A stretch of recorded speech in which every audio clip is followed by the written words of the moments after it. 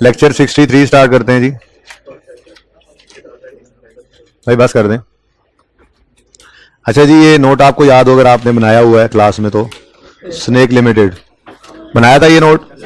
Investment property का note इकट्ठा नहीं करना है इसको IAS 16 के नोट के साथ। प्रॉपर्टी प्लांट इक्विपमेंट का नोट अलग होता है, इन्वेस्टमेंट प्रॉपर्टी का नोट अलग होता है। क्योंकि मैंने आपको उस दिन बताया था कि बैलेंस शीट के अंदर नॉन करंट एसेट्स में PPE आ रहा होता था, कैपिटल वर्क इन प्रोग्रेस आ रहा होता था, और इन्वेस्टमेंट प्रॉपर्टी अलग थलग है। यहीं पर फिर दूसरे नॉन करंट एसेट जैसे इंटेंजिबल आना शुरू हो जाएंगे। आप FAR 2 में देखेंगे राइट ऑफ यूज लीज वाला एसेट आना शुरू हो जाएगा। तो ये अलग हैं। नोट नंबर मिसाल के तौर पे 8 बनाया आपने PPE के लिए, ये मिसाल के तौर पे 8.4 में पड़ा हुआ होता था, तो ये नोट नंबर 9 इसका बन रहा होगा। अलग से नोट है, PPE का नोट अलग होता है, इन्वेस्टमेंट प्रॉपर्टी का नोट अलग होता है। ठीक है ना। ऐसा हो सकता है कि वो एक्सट्रैक्ट्स के अंदर इकट्ठा कर ले एक सवाल के अंदर, वो तो हमने देख ही लिया था दस्तगील वाले सवाल के अंदर। ठीक है ना। बाकी अगर नोट कहेगा तो इन्वेस्टमेंट प्रॉपर्टी का अलग और PPE का अलग। पिछली क्लास में मुझसे एक स्टूडेंट ने ये क्वेश्चन पूछा कि सर ये जो कराची वाली प्रॉपर्टी है ये ट्रांसफर हो गई PPE में, 3 महीने रहते थे इस साल के, तो उन 3 महीनों की लाइफ टाइम गिवन थी, डेप्रिसिएशन हमने क्यों नहीं चार्ज की? तो मैंने उसको यही जवाब दिया कि मैं PPE का नोट नहीं बना रहा था। PPE का नोट अगर मैं बना रहा होता तो वो PPE में चला गया था। ये अगर कराची प्रॉपर्टी अगर चली गई थी तो वहां पे 3 महीने की डेप्रिसिएशन भी इसकी चार्ज होनी थी। ठीक है ना। लेकिन चूंकि इन्वेस्टमेंट प्रॉपर्टी का नोट बना रहे थे तो वहां पर जो है वो प्रॉपर्टी निकल कर चली गई है PPE में, इन्वेस्टमेंट प्रॉपर्टी में फिर इसका कुछ भी नहीं करना था। ठीक है। ओके। अच्छा जी, अब कुछ सब नोट्स इसके अंदर भी बन सकते हैं। मिसाल के तौर पे यहां पे भी आपको पता है फेयर वैल्यूज डिटरमिन होने वाली होती हैं, और वो अगेन फेयर वैल्यूज आपने नहीं डिटरमिन करनी होती, वो जाहिर है कोई ना कोई इंडिपेंडेंट वैल्यूअर ही होता है। ठीक है। तो अगर ऐसी कोई बात सवाल में लिख कर देगा तो हम भी उसको लिखा करेंगे। ठीक है। उसमें क्या लिखेंगे? हम यूं लिखेंगे fair value is determined by ABC and company, जो सवाल में लिखा होगा वही लिखेंगे ना। ठीक है। an independent firm of valuers, an independent firm of valuers on the basis of, जो बात लिखी होगी वो लिख देंगे, on the basis of observable market prices, on the basis of फलां assumptions, यानी जो जुमला सवाल के अंदर लिखा होगा वो हम लिख देंगे। ठीक हो गया। अच्छा, उसके बाद ये स्टैंडर्ड कहता है IAS 40 कि आपने अपनी इन्वेस्टमेंट प्रॉपर्टी से जो रेंटल्स अर्न किए हैं उन्हें भी डिस्क्लोज करो। अब अगर तो हम प्रॉफिट एंड लॉस अकाउंट बना रहे हैं और उसमें हमने रेंटल फ्रॉम इन्वेस्टमेंट प्रॉपर्टी नाम का अलग से डिस्क्लोज किया हुआ है तो फिर हमें यहां पे वो लिखने की जरूरत नहीं है। लेकिन जब हम इन्वेस्टमेंट प्रॉपर्टी का नोट बना रहे थे तो जाहिर बात है प्रॉफिट एंड लॉस अकाउंट तो नहीं बना रहे होते। जब प्रॉफिट एंड लॉस अकाउंट नहीं बना रहे होते तो फिर अगर सवाल के अंदर इस तरह की लाइन दे दे, जिसको बिल्कुल ही हमने गायब कर दिया था, 0.5, इसको लिफ्ट ही नहीं कराई थी। 0.5 में क्या लिखा हुआ है? Rentals earn from investment property टोटल्ड 2 million. इसका क्या करना था भाई? ये PPE के इन्वेस्टमेंट प्रॉपर्टी के नोट में तो कहीं नहीं आया था, क्रॉस कैरिंग अमाउंट में भी और एक्यूमुलेटेड ऑप्शन में भी अगर कॉस्ट मॉडल है तो लिखा हुआ क्यों है सवाल में? भाई इसको अगर ये इन्वेस्टमेंट प्रॉपर्टी पर कमाया हुआ रेंटल की अमाउंट आपको दे दे सवाल के अंदर तो फिर आपने उसको भी सब नोट के अंदर लिख दिया करना है। ठीक है। ओके, तो ये हम लिख देंगे।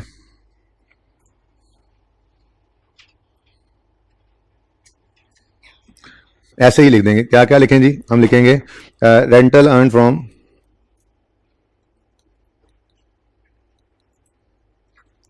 इन्वेस्टमेंट प्रॉपर्टी, वही जुमला लिख दो। क्या लिखा हुआ है? रेंटल, ही लिखा है rental earn from investment property totalled investment property amounted to ₹2 million. Done जी। मुश्किल या आसान? अच्छा, फिर एक बात और भी है। मिसाल के तौर पे ये हमारा प्लाजा है जिसको हमने रेंटल पे चढ़ाया हुआ है, हम इससे रेंटल्स कमाते हैं, ये हमारी इन्वेस्टमेंट प्रॉपर्टी, इससे हम रेंटल्स कमाते हैं। ठीक है। यहां पे एक हमने दफ्तर भी बनाया हुआ है, इसमें हमारा इस प्लाजा का एडमिन मैनेजर बैठता है, 2-3 और एडमिन के बंदे हैं, एक अकाउंट्स का बंदा है। फिर हमने इस प्लाजा को साफ सुथरा रखने के लिए जेनिटोरियल स्टाफ रखा हुआ है, सफाई वाले लोग रखे हैं। फिर हमने इसको सिक्योर करने के लिए सिक्योरिटी गार्ड रखे हुए हैं, इसको जगा दो यार। फिर हमने सिक्योरिटी गार्ड रखे हुए हैं। जिंदा ही हो ना? अच्छा, मगर चेक कर लें जी। तो हमने क्या किया जी? हमने एडमिनिस्ट्रेटिव स्टाफ रखा हुआ है, हमने जेनिटोरियल स्टाफ रखा हुआ है, हमने सिक्योरिटी स्टाफ रखा हुआ है। जनरेटर का बैकअप हम देते हैं, तो जो जनरेटर है उसमें डीजल हम डाल रहे हैं। अब ये कुछ खर्चे हैं, किस लिए कर रहे हैं हम? देखें ये जो दुकानदार है ना, अपने अपने गार्ड्स को, एक आधा कोई ज्वेलरी शॉप वाला अपना गार्ड रख ले तो रख ले, वरना प्लाजे में हर बंदे ने अपने बार को गार्ड नहीं बिठाया होता, हर बंदे ने कोई सफाई वाला नहीं रखा होता, ठीक है ना। और जनरेटर का हर बंदे ने अपनी दुकान के बाहर नहीं लगाया होता नॉर्मली शॉपिंग मॉल्स के अंदर, आपको पता ही है। ये सारी चीजें जो हैं ये कवर्ड होती हैं रेंटल के अंदर ही।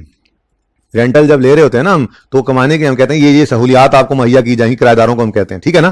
तो ये सारी खर्चे जो हो रहे हैं, एडमिनिस्ट्रेटिव स्टाफ की सैलरीज हैं, जेनेटोरियल स्टाफ की सैलरीज हैं, सिक्योरिटी स्टाफ की सैलरीज हैं, जनरेटर के मैंने कहा जेनेटोरियल और जनरेटर को मिक्स ना करें, तो जेनेटोरियल और जनरेटर के खर्चे, ठीक है, जो भी हैं, ये सारे खर्चे आप क्यों कर रहे हैं? रेंटल इनकम कमाने के लिए। तो इसको कहा जाता है ऑपरेटिंग एक्सपेंसेस। क्या कहा जाता है जी?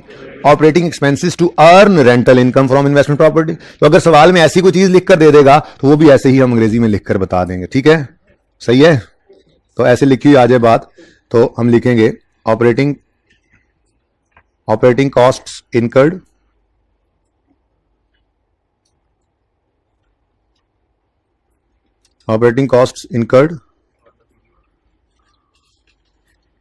to earn rental income amounted to rupees इतने इतने। कहाँ है भाई? साकिब को बुला लें। साकिब क्यों चला गया है भाई? साकिब को बुला दें यार जल्दी से, मुझे आज फिर नहीं बैठ रहे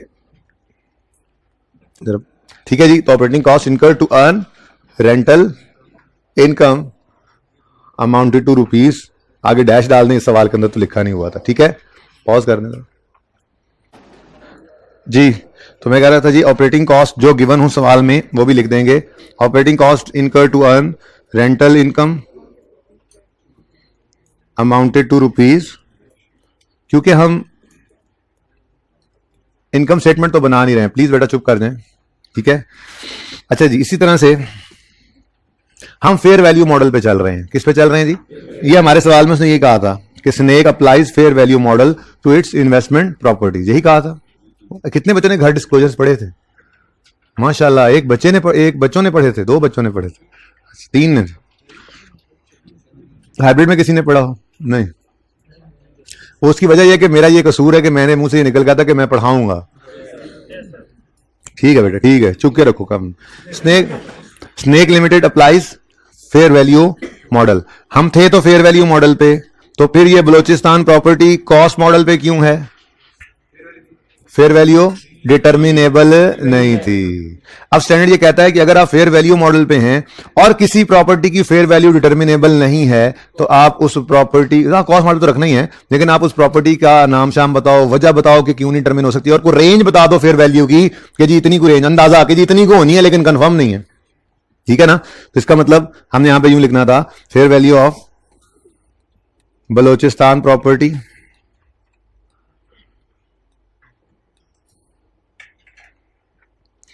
has never been determinable,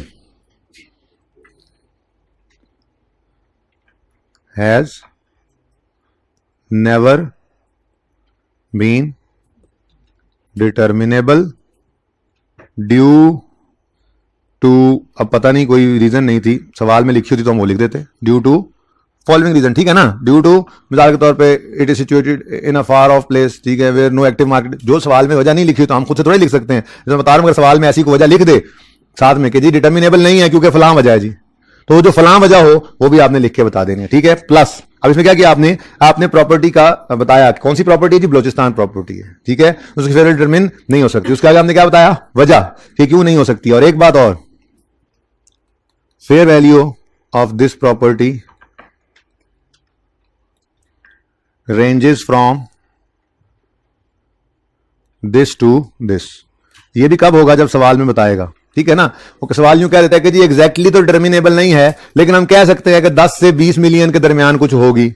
अब फेयर डिटर्मिन नहीं हो सकती लेकिन एक रेंज बता दी। तो ये सारी बातें अगर सवाल में गिवन होंगी तो हम लिख सकते हैं, नहीं तो जितनी बात इस सवाल के अंदर गिवन थी उस हिसाब से सिर्फ इतना लिखा जा सकता था, fair value of Balochistan property has never been terminable, full stop, ठीक है ना। ये क्या है? डिस्क्लोजर ऐसी प्रॉपर्टी का जो फेयर वैल्यू मॉडल पर होते हुए एक कॉस्ट मॉडल पे पड़ी है, क्योंकि भाई इन्वेस्टमेंट प्रॉपर्टी के अंदर आपने अगर फेयर वैल्यू मॉडल लगाना है तो फिर सब पे फेयर वैल्यू मॉडल लगाना है, कॉस्ट मॉडल लगाना है तो फिर सब पे कॉस्ट मॉडल लगाना है, ये याद रखना, ठीक है ना। तो फेयर वैल्यू मॉडल सिलेक्ट किया हुआ है, एक क्यों कॉस्ट पे आ रही है हमने नीचे जाकर बताया, क्योंकि इसकी फेयर वैल्यू टर्मिनेबल नहीं है।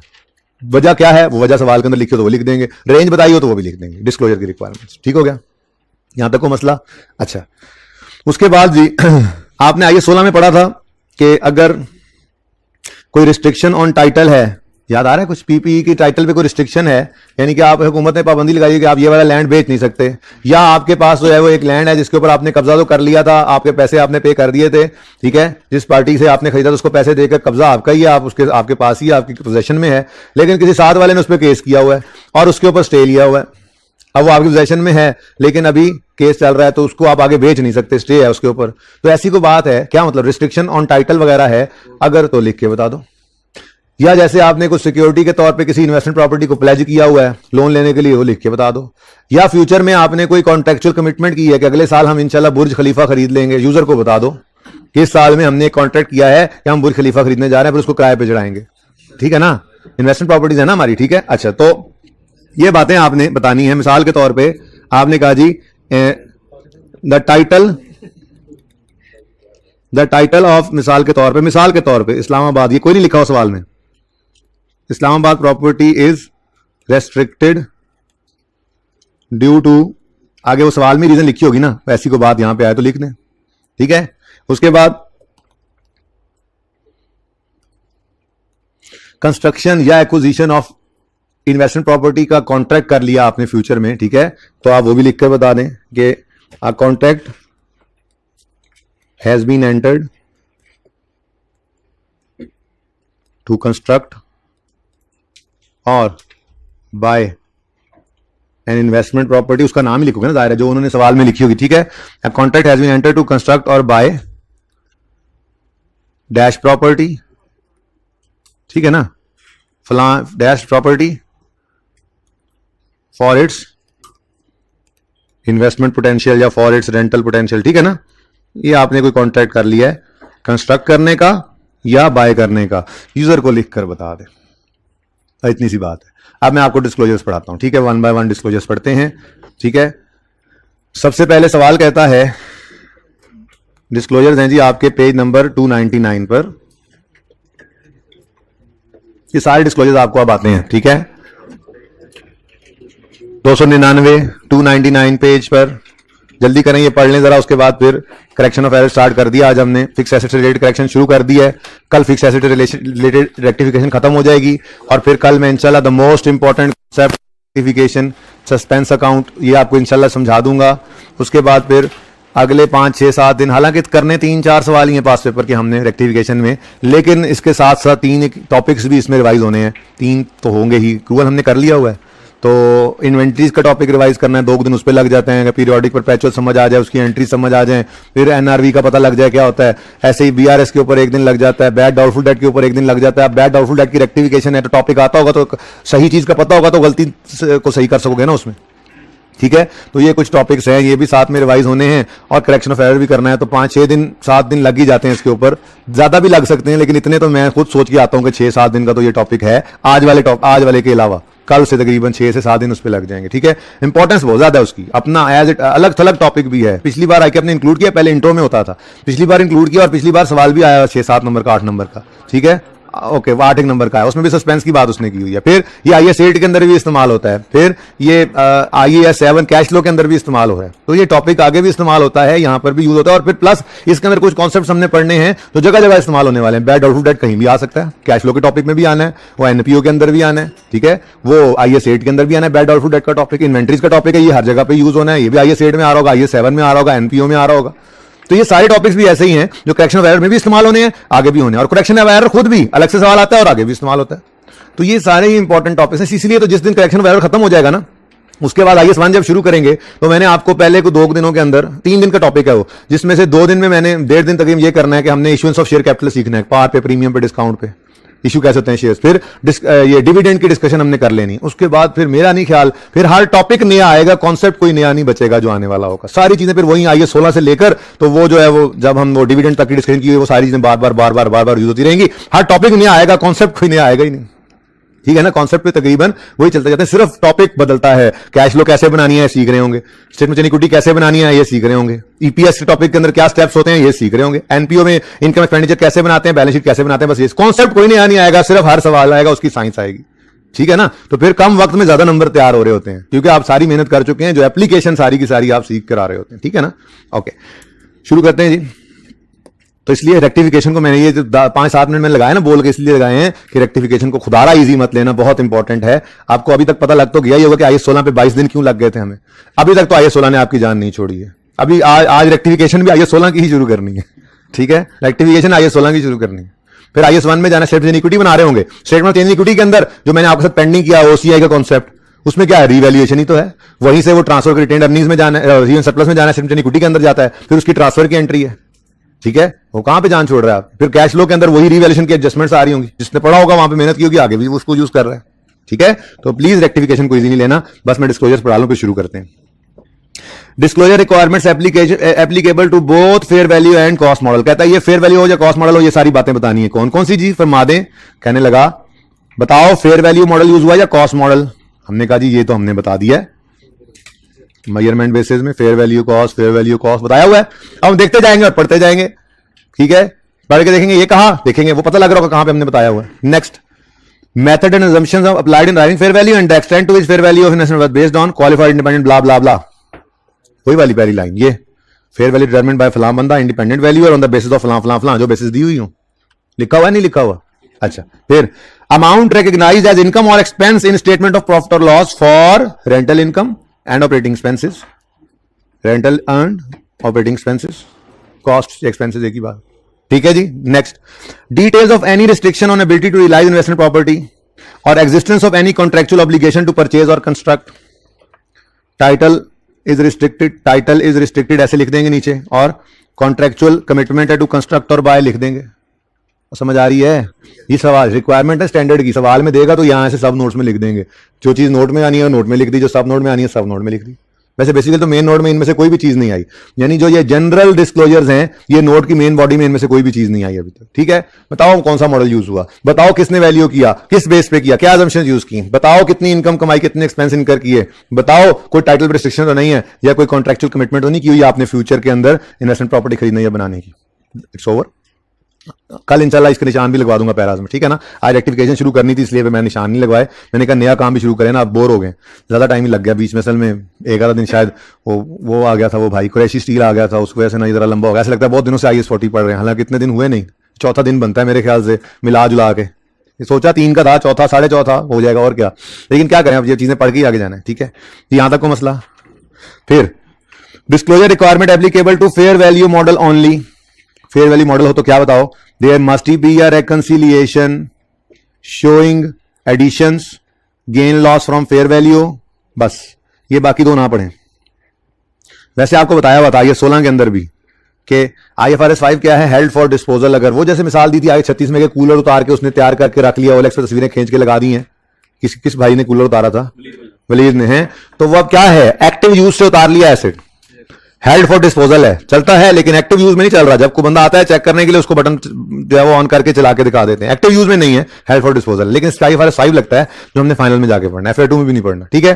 तो इसलिए इसको भी छोड़ो। और ये एक्विजिशन थ्रू बिजनेस कॉम्बिनेशन, इसको आप छोड़ दो, ये कंसोलिडेशन तो आपने FA2 में जाकर ही पढ़नी है, ठीक है। तो इन दो को छोड़कर बाकी दो ही बच गए। हमने तो इसके अलावा भी 2 चीजें बताई थी। वो कह रहा है रेकंसिलिएशन बताओ between opening and closing, showing additions, fair value adjustments. हमने इसके अलावा भी बताया था, ट्रांसफर भी बताया था और डिस्पोजल भी बताया था, ठीक है। अच्छा अगली बात, उसने ये नहीं कहा ग्रॉस कैरिंग अमाउंट और एक्यूमुलेशन, ये क्या चक्कर है। फेयर वैल्यू मॉडल में अगर आप गौर करें, ये देखें, ये लाल लाल निशान लगे हुए हैं फेयर वैल्यू मॉडल में। मिटा के दोबारा लगाता हूं, पिछली क्लास के लगे हुए हैं। फेयर वैल्यू मॉडल में ये देखो खाना खाली, ये देखो खाना खाली, ये देखो खाना खाली। यानी फेयर वैल्यू मॉडल में तो फिर नीचे वाला खाना है ही नहीं, ऊपर वाले खाने में उसने कहा ओपनिंग और क्लोजिंग के दरमियान रेकंसिलिएशन बता दो, एडिशन और फेयर वैल्यू एडजस्टमेंट की। हमने कहा साथ ट्रांसफर की भी बता दो और डिस्पोजल की भी बता दो, ठीक है, और सही है। Next, reconciliation should show separately any amount in respect of investment property included at cost because fair value cannot be estimated reliably। हाँ जी बिल्कुल, हमने अलग ही बताया हुआ है। ये देखो, अगर वो कह रहे रेकंसिलिएशन में अलग रखो उस प्रॉपर्टी को जिसकी कॉस्ट के ऊपर हमने उसको रखा हुआ है, क्योंकि फेयर वैल्यू टर्मिनेबल नहीं है। तो ये पढ़ा है ना, अलग ही तो पढ़ा हुआ, सारे काम हमने किए हैं जो उसने कहे, ठीक है। Next, for investment properties included at cost, fair value model के अंदर है और investment property included at cost because fair value can not be estimated reliably, क्या करो, following should also be disclosed. क्या बताओ, बलोचिस्तान प्रॉपर्टी है जी, दूर दराज इलाके में जी, इसलिए डिटरमिन नहीं हो सकती। रेंज जो है जी उसकी 10 से 20 मिलियन है, यही बात तो बताइए अभी। तो ये कहता है अगर फेयर वैल्यू मॉडल में है और कोई एक प्रॉपर्टी कॉस्ट पे पड़ी है क्योंकि उसकी फेयर वैल्यू डिटरमिनेबल नहीं है, तो ये 3 बातें उसके बारे में बताओ, डिस्क्रिप्शन बताओ, वजह बताओ क्यों नहीं डिटरमिन हो सकती, और रेंज बता दो इफ पॉसिबल। तो रेंज नहीं पॉसिबल तो ना बताओ। ये मैंने कहा यहां पे ऐसे करके हम लिख देंगे। कहां गया ये, fair value Balochistan property has never been determined due to फला reason, fair value range is इतना, बता दिया हमने। ठीक है, नेक्स्ट, समझ आ रही है। अब कहता है जी कॉस्ट मॉडल पे अगर को आप चल रहे हैं, देखें एक है आप फेयर वैल्यू मॉडल पर है और उनमें से एक प्रॉपर्टी को कॉस्ट पे रखना मजबूरन पड़ गया आपको क्योंकि उसकी फेयर वैल्यू टर्मिनेबल नहीं है, ये अलग बात है, लेकिन कॉस्ट मॉडल का भी ऑप्शन तो मौजूद है ना। तो अगर आप कॉस्ट मॉडल पे तो क्या बताओ, आइए 16 की कहानी शुरू हो गई जी। डेप्रिसिएशन मेथड बता दो, हमने कहा जी ये लो स्ट्रेट लाइन मेथड है। डेप्रिसिएशन मेथड क्या है जी, डेप्रिसिएशन मेथड SLM, ठीक है जी। फिर क्या करें जी, लाइफ ईयर रेट बता दो, हमने कहा जी ये ले बता दिया, लाइफ ईयर रेट 10 साल, ठीक है। फिर क्या करें, उसने कहा वही आइए 16 वाला, ग्रॉस कैरिंग अमाउंट बताओ और एक्यूमुलेशन बताओ, वो बिगिनिंग में बताओ और एंड पे बताओ। हमने कहा अच्छा जी ले भाई, ग्रॉस कैरिंग अमाउंट बता दी हमने, ये लो सारा ग्रॉस कैरिंग अमाउंट बता दी, बोलो एक्यूमुलेशन बता दी, ठीक है। ओपनिंग पे बता दी, क्लोजिंग पे बता दी, ओपनिंग पे बता दी, क्लोजिंग पे बता दी।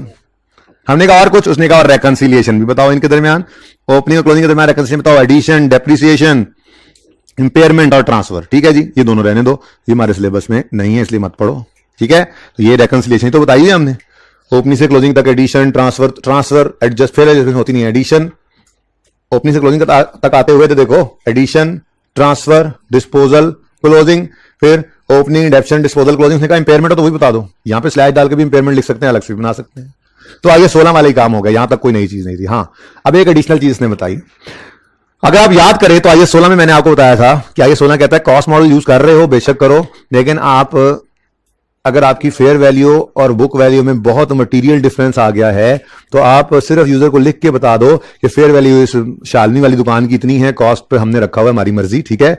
लेकिन वहां पर ना आईएएस 16 ने कहा था additional disclosures encouraged by IAS 16, जिसमें उसने कहा था यार अगर बता दो तो अच्छा है। क्या आप कॉस्ट मॉडल पे हो ना और आपकी किसी प्रॉपर्टी की, किसी लैंड की, बिल्डिंग की, प्लांट की, मशीनरी की, इक्विपमेंट की, व्हीकल की, कोई भी चीज हो सकती है ना, वहां पे तो पीपी करना, ठीक है। इनमें से किसी की फेयर वैल्यू अगर बहुत ज्यादा है बुक वैल्यू से, यूजर को लिख के बता दो बस। तो वहां पे क्या था, वहां पे ऑप्शन था, वहां पे एडिशनल एनकरेज किया, यहां पे उसने ऑप्शन नहीं दिया, उसने कहा नहीं अगर आप कॉस्ट मॉडल यूज कर रहे हो ना टोटल सबके लिए, यहां तो फेयर वैल्यू मॉडल यूज कर रहे हैं, अगर आप कॉस्ट मॉडल यूज कर रहे हो ना सबके लिए तो आपके लिए जरूरी है कि फेयर वैल्यूज आप बताओ जरूर, क्योंकि ये फेयर वैल्यू मॉडल है ये 16 का, ठीक है ना, जिसमें प्रॉफिट एंड लॉस के अंदर फेयर वैल्यूज हम लेकर गेन लॉस लेकर जा रहे होते हैं, इसलिए वो कहता है कॉस्ट मॉडल की इजाजत है यूज कर लो, लेकिन प्रॉपर्टी की फेयर वैल्यू अंग्रेजी में लिखकर बता दो। कैसे, आप अगर मिसाल के तौर पर कॉस्ट मॉडल पे होंगे तो आप इस तरह करके लिखेंगे fair values of properties as on जो भी होगा ईयर एंड आर। अब ऐसे आपने लिखा होगा मिसाल के तौर पे आपकी इस्लामाबाद प्रॉपर्टी है, लाहौर प्रॉपर्टी है, कराची है, केपीके में, पेशावर में है, ठीक है। तो ये सारी प्रॉपर्टीज आपकी हैं, आप कॉस्ट मॉडल पे चल रहे थे, ठीक है ना, कॉस्ट मॉडल पे चल रहे थे तो आपने ऐसे करके लिख दिया कि इस्लामाबाद की फेयर वैल्यू इतनी, लाहौर की इतनी, कराची की इतनी, पेशावर की इतनी। कोई ट्रीटमेंट नहीं करनी, इसकी फेयर वैल्यू पर उठा के लाना नहीं है, लेकिन स्टैंडर्ड कहता है कि यूजर को लिख कर बता दो। ये बात समझे हो, पढ़ाता हूं अभी भाई। ये तो हमारा फेयर वैल्यू मॉडल वाला था ना, इसमें एक कॉस्ट पे आ रहा था तो मजबूरन रख लिया, लेकिन एक कॉस्ट मॉडल भी तो अलाउड है ना सब्सिक्वेंट मेजरमेंट में। आईएएस 40 के अंदर लिखा था ना पहले दिन कॉस्ट मॉडल पे आओ या फेयर वैल्यू पे, ट्रेंड ने कहा अगर कॉस्ट मॉडल पे आओ तो 100% आईएएस 16 जैसा है, सब कुछ वैसे करो, लेकिन फेयर वैल्यूज बता जरूर दो, ठीक है। और साथ ही उसने क्या कहा, और अगर इनमें भी वो बलूचिस्तान वाली प्रॉपर्टी पड़ी है, ठीक है, और उसकी फेयर वैल्यू आपके पास नहीं है, तो फिर वही वाली बात है जो पहले कही, दोबारा बताओ क्या प्रॉपर्टी बलूचिस्तान की है, क्यों नहीं फेयर वैल्यू डिटरमिन हो सकती जी, ये वजह है, कोई रेंज है तो वो भी बता दो, ठीक है। ये वाली बात यहां पर लिखी हुई है, when cost model is used fair value of investment property should also be disclose, ये लाजमी कर दिया यहां पे, ठीक है। If the fair value can not be estimated reliably same additional disclosure should be made as under fair value model. और अगर यहां पे भी वो बलूचिस्तान वाली प्रॉपर्टी मिसाल के तौर पर आ गई है, उसकी फेयर वैल्यू डिटरमिन नहीं हो सकती, तो आप फिर बता दो कि क्यों नहीं हो सकती, ठीक है।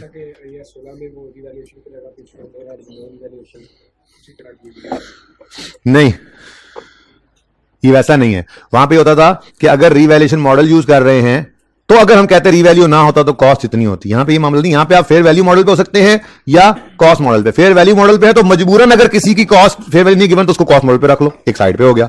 या आप फेयर वैल्यू मॉडल पे चल रहे हैं, फेयर वैल्यू मॉडल पे चल रहे हैं तो फिर सॉरी कॉस्ट मॉडल पे चल रहे हैं, कॉस्ट मॉडल पे चल रहे हैं तो cost less accumulated absent less accumulated impairment loss भी रखना है आपने। बस एक नीचे एडिशनल डिस्क्लोजर देना पड़ेगा आपको कि फेयर वैल्यू ईयर एंड पर इतनी इतनी है। हमने फेयर वैल्यू पर रखा नहीं है इनको उठाकर, बड़ी कॉस्ट नहीं है, फेयर वैल्यू इतनी इतनी है, और उनमें से किसी की फेयर वैल्यू ना हो तो फिर बताओ क्यों नहीं है। ठीक है, तो ये डिस्क्लोजर से जी।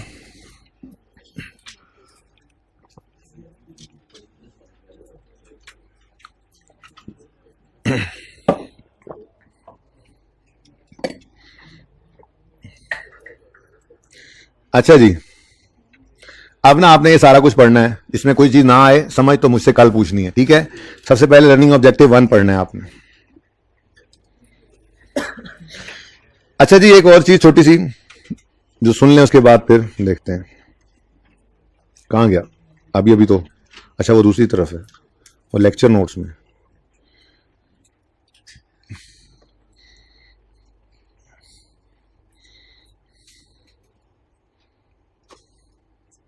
ये प्लाजा है हमारा, 1 2 3 4 5 6 मंजिलें हैं इसकी। ठीक है जी, हमने ये ऊपर वाली मंजिल 2 मंजिलें इधर अपना हेड ऑफिस बनाया हुआ है, नीचे वाली 4 मंजिलें हमने रेंट आउट की हुई हैं। ठीक है, अब स्टैंडर्ड ने ना इसको पार्टली ऑक्यूपाइड बिल्डिंग के नाम से डिनोट किया हुआ है। क्या क्या नाम जी? Partly occupied. ऑक्यूपाइड ये स्टैंडर्ड कहता है IS 16 वाले PPE को। ऑक्यूपाइड जो आपने खुद ऑक्यूपाई किया है, बिजनेस में इस्तेमाल कर रहे हैं, और जो रेंट पे होता है वो आप ऑक्यूपाई नहीं किए बैठे होते, वो किसी और ने ऑक्यूपाई किया होता है। ठीक है ना, ये बात समझे हो? तो जो ऑक्यूपाइड बाय योरसेल्फ है वो आपके अपने यूज में है, वो प्रॉपर्टी प्लांट इक्विपमेंट होता है। ठीक है, और जो आपने रेंट पे दिया हुआ है वो किसी और के ऑक्यूपेशन में है, किसी और ने ऑक्यूपाई किया हुआ है, तो उसको आपने इन्वेस्टमेंट प्रॉपर्टी कहना होता है। ठीक है, अच्छा अब ये एक बिल्डिंग है, इसके अंदर जो है वो ये आपने सारे का सारा रेंटल पे दिया हुआ है और ऊपर वाला आपने अपना हेड ऑफिस बनाया हुआ है। स्टैंडर्ड कहता है इसको जो पार्टली ऑक्यूपाइड बिल्डिंग है, ये क्या है जी? Partly occupied building. स्टैंडर्ड ने कहा इसकी अकाउंटिंग ट्रीटमेंट कैसे करनी है, आपने पूछा, तो स्टैंडर्ड ने कहा यार कॉमन सेंस भी यूज करो ना, तो आप खुद सोच लोगे। ठीक है, तो जरा कॉमन सेंस यूज करो। स्टैंडर्ड ने तो सिर्फ एक जुमला बोला, स्टैंडर्ड ने कहा अगर ये पार्ट्स सेपरेटली सेल हो सकते हैं तो इसका मतलब ये पार्ट सेपरेट ही हैं। बात समझिएगा, मैं अगर ये कहूं कि ये हर पार्ट अलग अलग सेल हो सकता है तो इसका मतलब इस हर पार्ट की अलग अलग फेयर वैल्यू होगी, अलग अलग कॉस्ट होगी, सब कुछ अलग अलग होगा कि नहीं होगा? तो स्टैंडर्ड ने कहा if these parts, if each part can be sold separately then account for each part separately. फिर मसला क्या है? फिर आप कहो जी मिसाल के तौर पर ये 6 फ्लोर हैं, हर फ्लोर 100 रुपए का है। ठीक है, तो 600 टोटल बनता है, तो 200 को आप investment property debit cash credit कर दो, 400 को आप पीपीई डेबिट कैश क्रेडिट कर दो, 200 को आप फेयर वैल्यू मॉडल पे रखना चाहो तो रखो, ये रेंट पे उसको फेयर वैल्यू पे ले दो, चाहो तो कॉस्ट मॉडल पे रखो, और ये 400 को जो है पीपीई में ले दो, वहां पे फेयर वैल्यू मॉडल नहीं है, वहां पे रिवैल्यूएशन मॉडल है या कॉस्ट मॉडल है, उसकी काउंटिंग करो। स्टैंडर्ड ने क्या कहा कि if each part can be sold separately then account for each part separately. ठीक है, सादा बात है ना, अगर बिक अलग अलग बिक सकता है ना तो फिर हर चीज की अलग अलग अवेलेबल है, इसकी कॉस्ट भी अलग अलग अवेलेबल है। आप कहते हो जी मैं एक दफ्तर करके बेच सकता हूं, मतलब आपको एक दफ्तर की कॉस्ट पता है, तो हर चीज अलग हो सकती है ना, फिर अलग हो सकती है तो फिर अलग अलग इसको काउंट फॉर करो। तो पार्टली ऑक्यूपाइड बिल्डिंग हो और हर पार्ट सेपरेटली सेल हो सकता हो तो फिर अकाउंट फॉर भी सेपरेटली कर लो। क्लियर? अगली बात, स्टूडेंट कहता है ऐसा भी कभी कभी होता है कि हर पार्ट सेपरेटली सेल ना हो सके, तो ऐसी सूरत के अंदर अगर तो आपका सिर्फ इनसिग्निफिकेंट पोर्शन जो है वो अपने यूज में है, बाकी सारा ही आपने रेंटल पे डाला हुआ है, सब कुछ किराए पे, ब्लू इज किराया वाला इन्वेस्टमेंट प्रॉपर्टी। ठीक है, लेकिन यहां आपने अपना दफ्तर भी बनाया हुआ है छोटा सा, जिसके अंदर आपने मिसाल के तौर पे जो है वो छोटा मोटा अपना कोई बंदा बिठा के प्रिंटर लगा दिया, जो भी है ये छोटी सी आपके कोना है, ये आपके अपने इस्तेमाल में। स्टैंडर्ड कहता है कि अगर ये सेपरेटली सेल नहीं हो सकते और सिर्फ इनसिग्निफिकेंट पोर्शन आपने अपने इस्तेमाल में रखा हुआ है यानी पीपीई, तो फिर इस इनसिग्निफिकेंट को भी अलग ना करो, ये सारी प्रॉपर्टी ही क्या है? Investment property. और अगर इसी के उलट हो जाए, सारा प्लाजा आपने खुद रखा हुआ है और थोड़ा सा हिस्सा किसी को ऐसे किराए पे दे दिया तो फिर वो सारा पीपीई बन जाएगा। ये कॉमन सेंस की बात है। ठीक है ना, तो ये बात है यहां पर लिखी हुई पार्टली ऑक्यूपाइड बिल्डिंग्स में, ये इस तरह से आपने फोटो बना लेनी है। ठीक है जी, ये ठीक है, पार्टली ऑक्यूपाइड बिल्डिंग हो ठीक है, each part can be sold separately, तो क्या करो, account for each part separately, और ठीक है। और अगर each part can not be sold separately, then if only significant part is use for business, if only insignificant part is use for business, if only insignificant part is use for business, बाकी सब किराए पे है, तो account for whole property as investment property. और दूसरी बात standard नहीं बोली, ये मैंने खुद से लिखी है, दूसरी बात ये ऑब्वियस है, आपने भी खुद ही बताई है। अगर ये बात स्टैंडर्ड ने बोली, दूसरी बात क्या बनती है, if only insignificant part is use for rentals, then account for whole property as PP. ठीक है, ये इनसिग्निफिकेंट से परेशान हो रहे तो अंग्रेजी से आसान कर दूं, अंग्रेजी बोलो।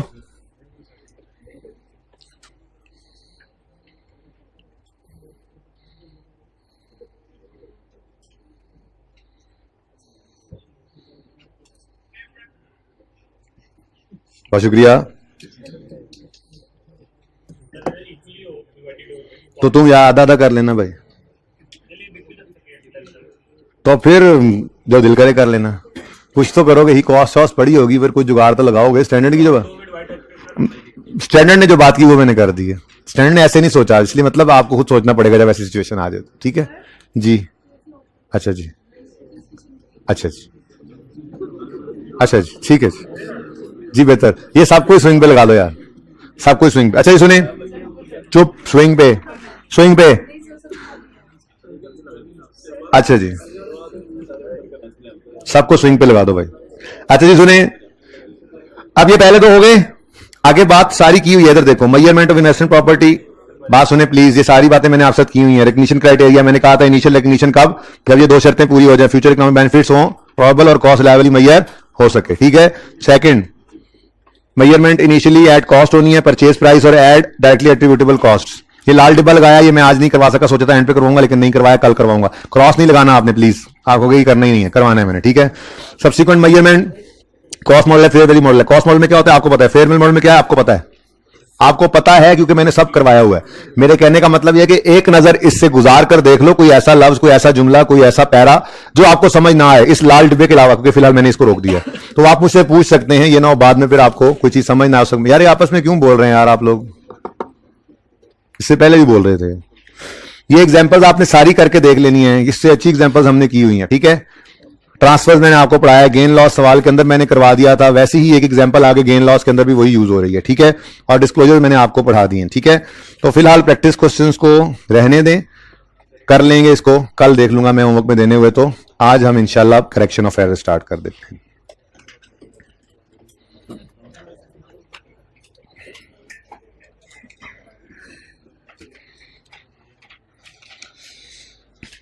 करेक्शन ऑफ एरर्स टॉपिक बहुत से भी ज्यादा आसान है, क्योंकि करेक्शन ऑफ एरर के अंदर आपका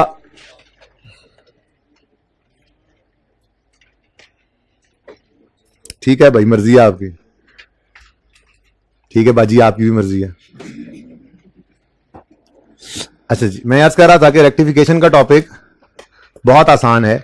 उसकी वजह यह है कि रेक्टिफिकेशन के टॉपिक के अंदर आपके जो कॉन्सेप्ट्स होते हैं, अभी कोई पेज मैंने नहीं ओपन करवाया किताब में, रजिस्टर्स ओपन करके रखने हैं बस आपने। ठीक है, आपने फिक्स एसेट एंड डेप्रिसिएशन का टॉपिक अच्छा किया हुआ है, तो उसकी रेक्टिफिकेशन आपके लिए कोई मसला नहीं है।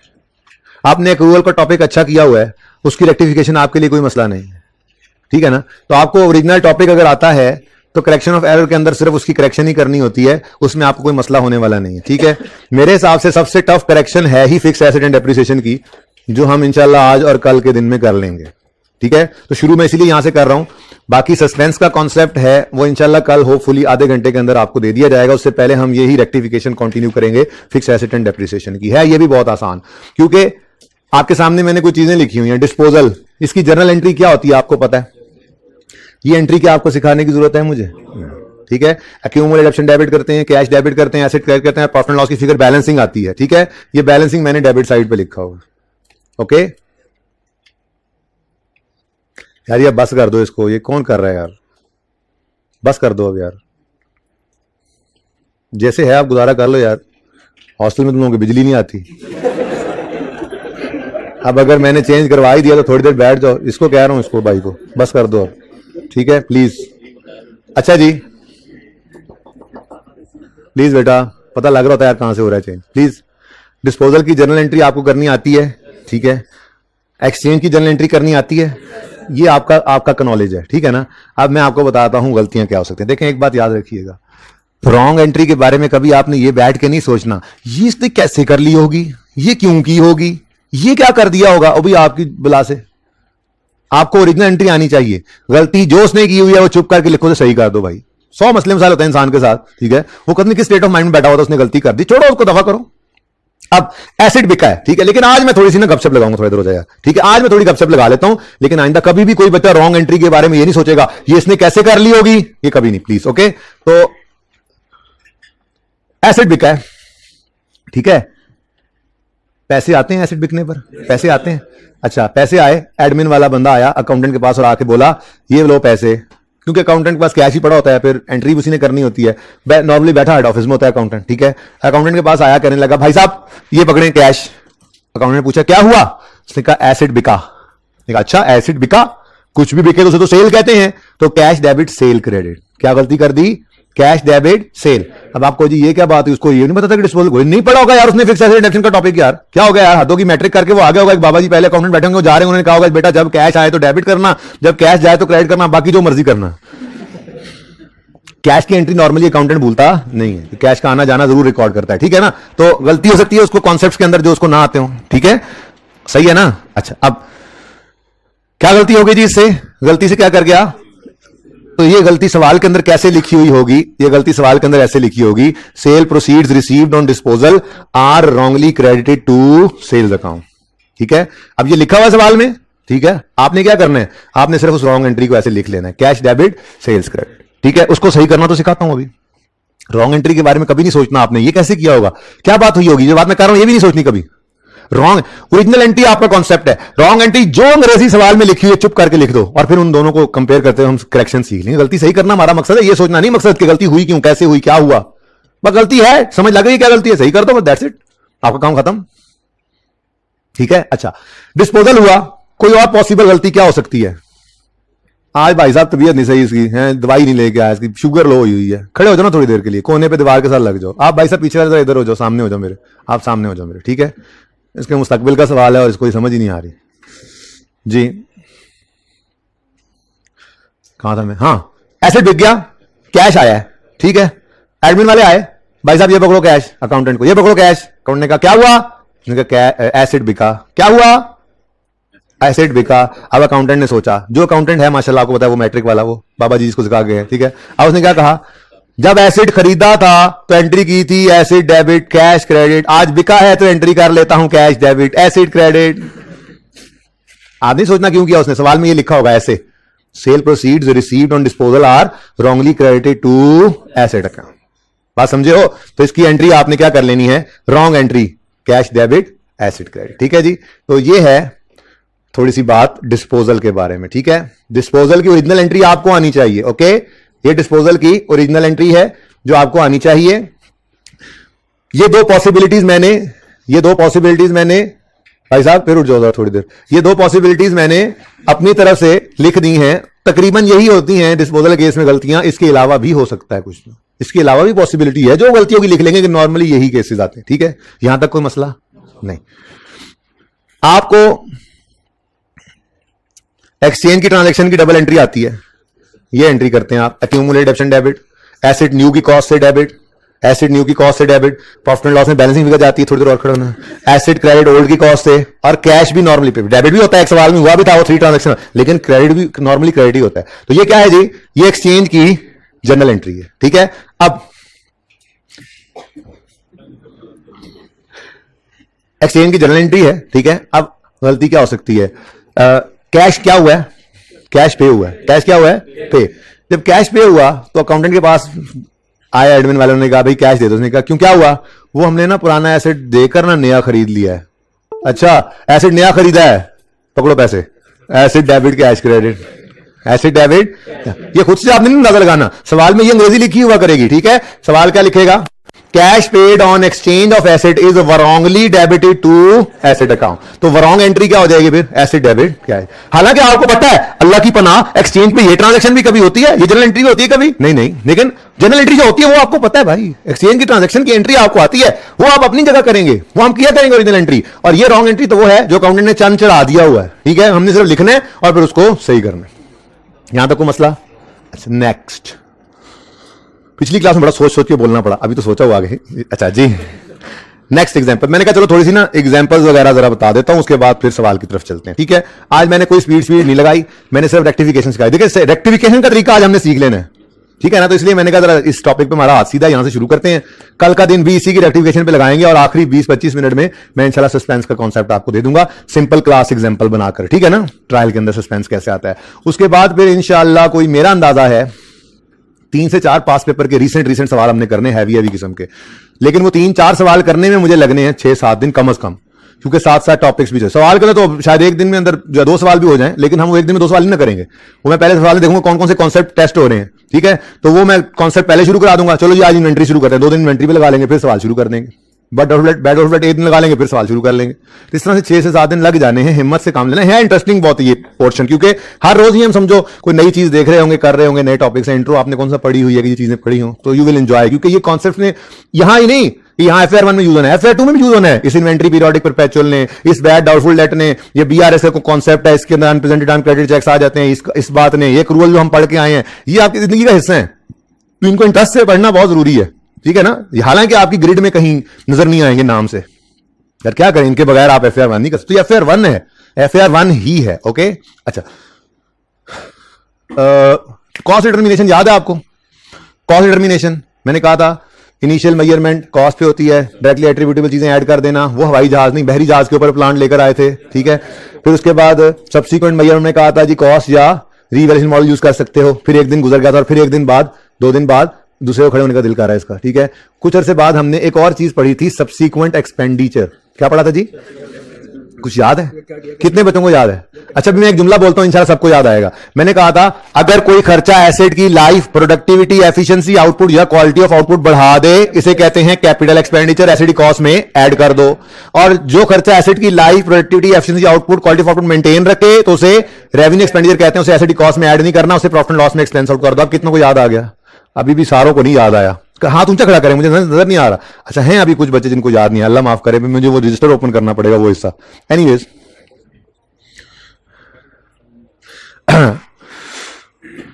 सादा सी बात है भाई, हमने एक प्लांट था, अपना प्लांट, फैक्ट्री में लगा हुआ प्लांट, बातें क्यों कर रहे हैं जी आप लोग?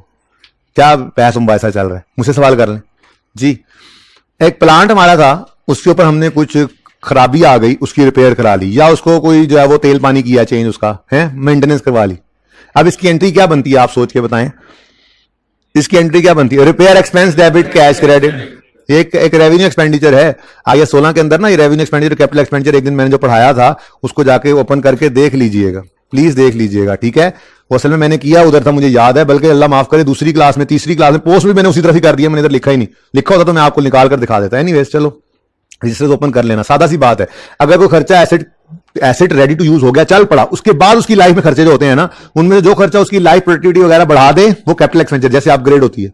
और अगर कोई खर्चा उसकी लाइफ प्रोडक्टिविटी वगैरह को मेंटेन रखे, बढ़ाए ना, वो रेवेन्यू एक्सपेंडिचर, प्रॉफिट लॉस में एक्सपेंस आउट करते हैं। तो रिपेयर एक्सपेंस है, इसकी एंट्री बनती है repair expense debit cash credit. गलती से हमने कर दी entry plant debit cash credit, है कि नहीं गलती? एक रेवेन्यू एक्सपेंडिचर था, वरॉन्गली कैपिटलाइज कर दिया हमने, हो सकती है गलती, ठीक है। तो repair of plant amounting to 200 paid in cash, original entry क्या बनती थी? Repair expense debit cash credit. हमने गलती से क्या कर दिया?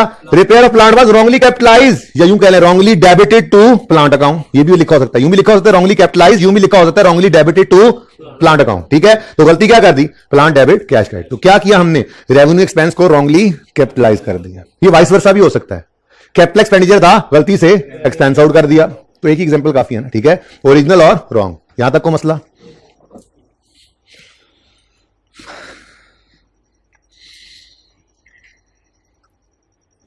ये पिछली क्लास में मैंने ढूंढ के निकाल लिया था, जो चीज मेरे पास होगी ना मैं सबूत के तौर पे लाऊंगा। ये एग्जांपल की थी हमने फैम वाला सवाल करते हुए, अगर आपको याद हो, फिगर्स बदल गई होंगी पोस्ट तक आते आते, क्योंकि प्री की दोनों क्लासों में तो फिगर सेम ही होती है, सुबह जो बात की दूसरी क्लास में वही हो जाती है, लेकिन अब पोस्ट वालों को तो बहुत देर बाद एक बात की तो फिगर्स बदल जाती है। पर कॉन्सेप्ट ये दिया था आपको, पैम वाला सवाल अगर आपको याद हो, सबसे पहला सवाल हमने नोट का यही किया था। इसके अंदर एक एडवांस आ रहा था, एडवांस, ठीक है, 20,000 जो कंप्यूटर सिस्टम के लिए पे किया था। मैंने कहा था इसको इग्नोर कर दो, फिर मैंने उसके लिए आपको ये कॉन्सेप्ट दिया था, ये कॉन्सेप्ट ऑन 2 जून। अब वो है ना, असल में वो पोस्ट की क्लास में एक हमजा था, हमजा इधर बैठा हुआ, ठीक है, मैंने कहा जी इसकी शादी है तो उसकी फर्नीचर का जो हम ऑर्डर देने जा रहे हैं, बच्चे भी खुश हो गए, एडजस्टमेंट भी समझ आ गई उनको, है। तो ये वो एग्जांपल है। On 2 June Hamza ordered furniture costing 100, Hamza paid advance of ₹30, furniture will be delivered on 15 जुलाई 2022। तो 2 जून 2022 को मैंने कहा एंट्री करेंगे advance for furniture debit cash credit. इस दिन फर्नीचर डेबिट नहीं कर सकते, ठीक है, advance for furniture debit cash credit. और 15 जुलाई को जब फर्नीचर ने आना है तो एंट्री होगी फर्नीचर डेबिट 100 से पूरे, एडवांस क्रेडिट 30 से, और बकाया 70 पे कर देगा, या पेबल भी हो सकता है, ठीक है ना। तो ये है ओरिजिनल एंट्री कि जब आप फिक्स एसेट के लिए कोई एडवांस पे करते हैं तो आप एंट्री करते हैं एडवांस डेबिट कैश क्रेडिट, ठीक है। लेकिन कभी कभी अकाउंटेंट क्या गलती कर देगा, आप सोच के बताओ। अकाउंटेंट एडवांस पे करेगा लेकिन उसको फर्नीचर अकाउंट में डेबिट कर देगा, फिक्स एसेट को डेबिट। गलती है भाई, अभी एसेट आया ही नहीं है, ठीक है, तो ये गलती हो सकती है, हो गई है। Original entry advance paid for furniture amounting to 175 in cash, entry बनती थी advance for furniture debit cash credit. Wrong entry क्या कर गया, इस तरह ना, ये रॉन्ग एंट्री लिखी होगी सवाल में, आपने कुछ नहीं करना, बस ये लिख देना, मैं तो समझा रहा हूं आपको। रेक्टिफाइंग एंट्री कुछ भी नहीं है, इन दोनों का कंपैरिजन रेक्टिफाइंग एंट्री कर देंगे। ओरिजिनल रॉन्ग असल मसला है, ओरिजिनल आपको आनी चाहिए, रॉन्ग अंग्रेजी पढ़ के दिखा दें, ठीक है। तो रॉन्ग एंट्री क्या कर गया, advance paid was wrongly debited to furniture account, entry करके फर्नीचर डेबिट कैश क्रेडिट। कितनी गलती होगी, डेप्शन भी कर जाएंगे, पता नहीं क्या कुछ कर जाएंगे, है ना गलती, ठीक है। तो ये कुछ एग्जांपल्स मैंने बच्चों को बताई कि जी असल तो है ये कि आपको ओरिजिनल एंट्री का पता होना चाहिए, रॉन्ग तो सवाल से मिल जाया करेगी, ठीक है, और सही है। ये हो गए डिस्पोजल और एक्सचेंज। सिंपल डिस्पोजल हो या डिस्ट्रक्शन वाला डिस्पोजल, आपको पता है कोई फर्क नहीं है उसके अंदर, तो बस इंश्योरेंस वाला मामला कभी कभी आ जाता है, ठीक है ना। तो ये सिंपल डिस्पोजल हो या एक्सचेंज हो, आपको जो आना चाहिए वो है ओरिजिनल एंट्री, और आपको जो आना चाहिए वो है अंग्रेजी का तर्जुमा, जिसको पढ़ के आपने एज इट इज लिख देना, दैट्स इट। आपने नहीं सोचना कि इधर गलती में क्या हुआ पड़ा, ओरिजिनल एंट्री सही होनी चाहिए आप, ठीक है, और सही है। अच्छा, उसके बाद चलो ये 2 भी हैं भाई की तस्वीर खींच रहे हैं, बाकियों को अब ख्याल आया, बस अब आगे जा रहा है, अब जा रहा है, बस अब जा रहा है, बस नहीं नहीं नहीं।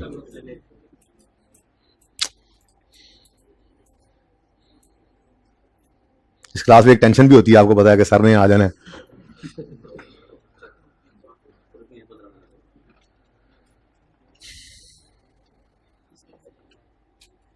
अच्छा जी, अब मेरे अजीजों दोस्तों और बुजुर्गों,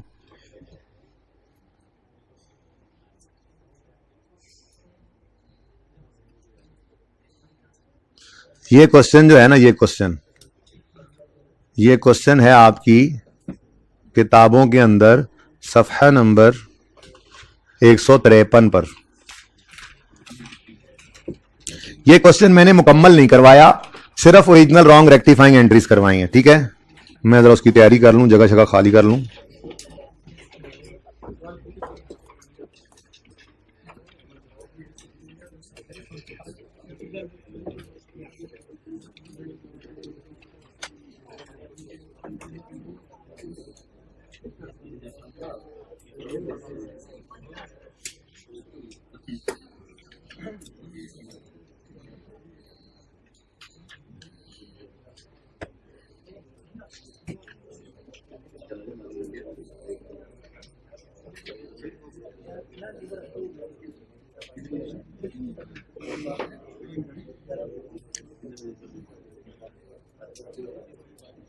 जी सवाल पे पहुंच गए हैं। सवाल नंबर कौन सा है? 6 है। सवाल नंबर 6 है। अच्छा सुने, सवाल नंबर 4, 5 और 7, 8 में वो सब कुछ करना है जो सवाल नंबर 6 में मैं आज करवा दूंगा अगले 10 मिनट में। उसके अलावा जितनी जगह छोड़नी है वो मैं बता दूंगा कि बाकी सवालों के अंदर वो काम जो कल करवाऊंगा फिर पूरा कर लेना, ठीक है। तो ये हमारी तैयारी हो जाएगी फिक्स एसेट एडप्शन की, रेक्टिफिकेशन की। फिर जब हम वो पास पेपर के सवाल करेंगे तो उसमें जो फिक्स एसेट की एडजस्टमेंट आएगी फिर वो वहां पे कर लेंगे, लेकिन फिलहाल फिक्स एसेट की सिर्फ प्योर रेक्टिफिकेशन कर रहे हैं, ठीक है।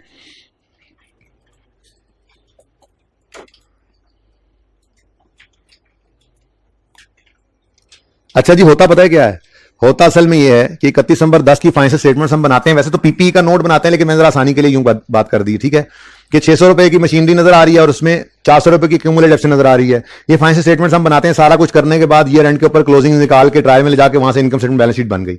अब ये बैलेंस शीट फाइनेंशियल स्टेटमेंट हम जब बना लेते हैं तो हम ऑडिटर को बुलाते हैं, हम कहते हैं भाई आ जाओ चेक कर लो। अब वो जब आता है ना तो वो ये कहता है ये 600 को पकड़ के भाईजान ये 600 जो है पिछला ओपनिंग भी आ ही रहा होता है, जाहिर है 31 नंबर 9 भी आ ही रहा होता है, ठीक है ना। तो कहता है जी इन दोनों के दरमियान ये जो ओपनिंग से क्लोजिंग तक का फासला है, ये ओपनिंग से क्लोजिंग तक का जो फासला है इस तक आप कैसे पहुंचे।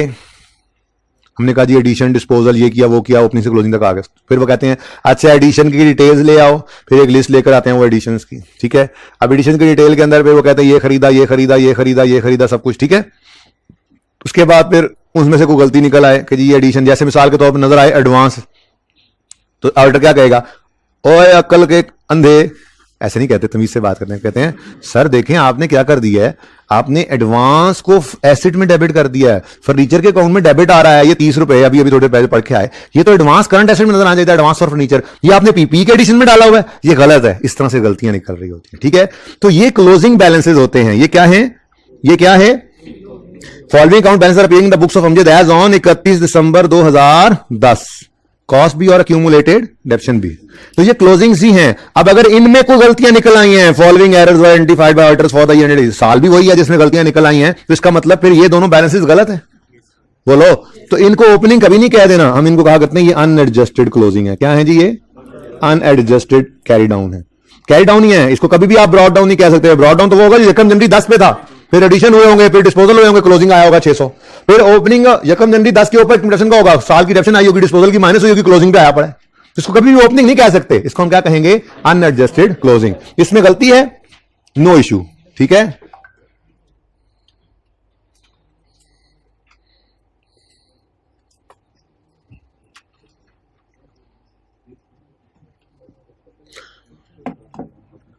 हमसे ना सवाल के अंदर उसने रिक्वायर किया हुआ है जनरल एंट्रीज करनी है टू करेक्ट अबव एरर्स, इसको कहते हैं रेक्टिफाइंग एंट्रीज, ये सिखाऊंगा मैं। और अगला काम है prepare adjusted machinery account and computation account, वो कल इंशाल्लाह, ठीक है ना। लेकिन उसका मतलब समझा दूं, मतलब ये है कि आपने मशीनरी अकाउंट नहीं बनाना, एडजस्टेड मशीनरी अकाउंट बनाना है। मुझे ये बताओ मशीनरी का अकाउंट का बैलेंस किस तरफ आया करता है, उसका बैलेंस की नेचर क्या है, डेबिट। तो डेबिट बैलेंस जो 600 है ये गलत है, तो गलत है तो इसको इधर लिखेंगे तो इसको बीडी नहीं कह देना, इसको कहेंगे तुम अनएडजस्टेड सीडी हो। कुछ चीजें इसमें डेबिट होंगी, गलतियां सही करते हो, कुछ क्रेडिट होंगी, और जो आंसर निकलेगा वो आंसर होगा एडजस्टेड कैरी डाउन, ठीक है ना। और ठीक है, तो ये हमारा एडजस्टेड मशीनरी अकाउंट बन जाएगा। इसी तरह से एक्यूमुलेशन का बैलेंस क्रेडिट नेचर का होता है, तो जो बैलेंस हम कहेंगे जी इसमें कुछ गलतियां हैं, तो वन एडजस्टेड कैरी डाउन जो होगा वो हम लिख लेंगे यहां 400, और फिर गलतियों को सही करके एडजस्टेड कैरी डाउन तक हम पहुंच जाएंगे इंशाल्लाह, लेकिन कल, ठीक है। इसलिए बताया कि आपने ये 4-4 लाइन लेजर्स के लिए कम से कम 4-4-5 लाइनें छोड़नी, आमने सामने बना लेना बेशक, ठीक है। और एक कोई 4-5 लाइनों की वर्किंग छोटी सी और भी करनी है, तो टोटल में मतलब इन लेजर्स के लिए और वर्किंग के लिए आपको कोई 10-12 लाइनें चाहिए। अगर ये आमने सामने बना लो तो ये 5 लाइनों पर ये बना लो और नीचे 3-4 लाइनें और छोड़ देना, ठीक है।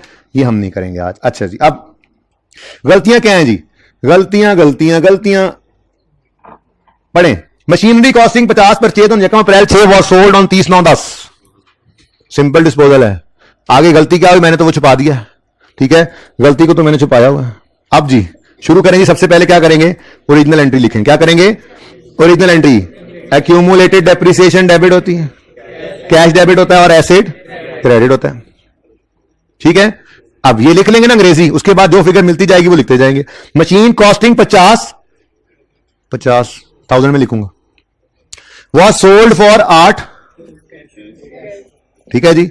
नेक्स्ट, परचेज कब हुई थी, 1/4/6 पे, बिक कब रही है, 1/9/10 पे। डायरेक्ट अब डीओपी डीओएस लिखने के जमाने गुजर गए आप भाई, मंथ गिन लो डायरेक्ट यहां पर, चलो यहीं पे लिख लिया करो। 1 अप्रैल 6 को अगर खरीदा तो 31 दिसंबर ये एंड है ना, 31 दिसंबर 6 तक 9/12, 31 दिसंबर 7 तक पूरा साल, 8 तक पूरा साल, 9 तक पूरा साल, और 10 वाले साल में फिर 9/12, यही बनता है ना।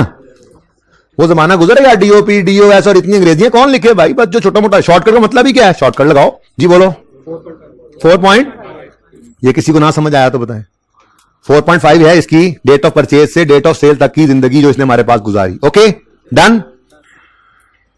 स्ट्रेट लाइन मेथड है जी, ये देखें स्ट्रेट लाइन मेथड है। होमवर्क में रिड्यूसिंग बैलेंस वाले सवाल भी होंगे, उसमें शॉर्टकट मयसर नहीं होगा तो वर्किंग वन नीचे जाके करना, मैं तो वर्किंग वन यहां पे कर रहा हूं, वर्किंग वन क्या करनी है यहीं पे, इधर देखो 50 इंटू 10%, ये 1 साल की डेप्रीसिएशन इंटू 4.5।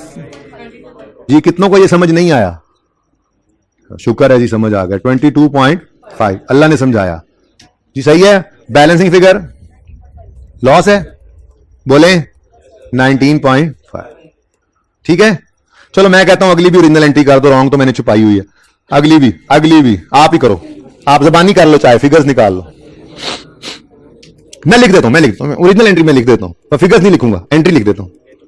डिस्पोजल की एंट्री क्या होती है? हमेशा ऐसे किया करो, एक्सचेंज है पहले जनरल एंट्री लिख लो खाली, ताकि जो फिगर्स मिलती जाएं वो लिखते जाओ। एक्यूमुलेशन डेबिट, कैश डेबिट, खाली लाइन छोड़कर मशीनरी क्रेडिट, दोनों ही डिस्पोजल, एक्सचेंज कोई नहीं है। चलो अगले साल होमवर्क वाले सवालों में आ जाएगा, डिस्कस तो मैंने करना। सोल्यूशन ईमानदारी से नहीं देखना प्लीज, पहले पूरा सवाल करना है। बेईमानी से कहते हैं बेईमानी से देख लूं, नहीं भाई, पास होना है तो सोल्यूशन मत देखना, एक बार जितना कहा है वो कर देना। रेक्टिफाइंग एंट्री पास करके फिर देखना, कोई गलती है तो चेक कर लेना, समझ आ जाए तो ठीक है, वरना कल तो मैंने करवाना ही है, ठीक है इंशाल्लाह।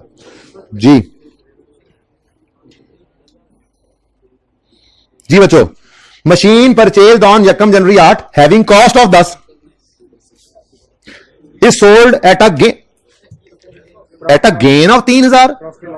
ये कैश नहीं ले लेना था, कैश मिसिंग है, गेन गिवन है। अच्छा, प्रॉफिट एंड लॉस अगर गेन हो तो डेबिट होता है ना, डेबिट होता है ना, वो डेबिट लॉस से होता है। अगर गेन है तो प्रॉफिट एंड लॉस को लिखना है क्रेडिट साइड पर, ठीक है जी। तो प्रॉफिट एंड लॉस अकाउंट का 3 इधर आ गया, तो आज ये बैलेंसिंग निकलेगा, ठीक है। वो देखते हैं कैसे निकलेगा, ये तो निकाल 10 इंटू 10%, ये आ गई हमारी 1 साल की डेप्रिसिएशन। आप पकड़ लो इसको, 1 जनवरी 8 को खरीदा था, 30 जून 10 पे बिक रहा है, तो 31 दिसंबर 8 तक 1 साल, 9 तक 1 साल और 10 तक 6/12।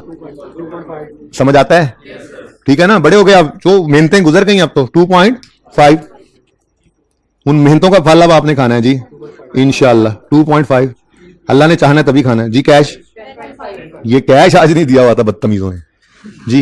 Original done. चलो अब वरॉन्ग देख लेते हैं जी। वरॉन्ग एंट्री, पहली वाली एडजस्टमेंट, मशीनरी कॉस्टिंग दिस ये हुआ, and sale proceeds were credited to machinery account. Machinery account क्या हो गया? कितने से? 8 से। डेबिट किसको किया इन्होंने?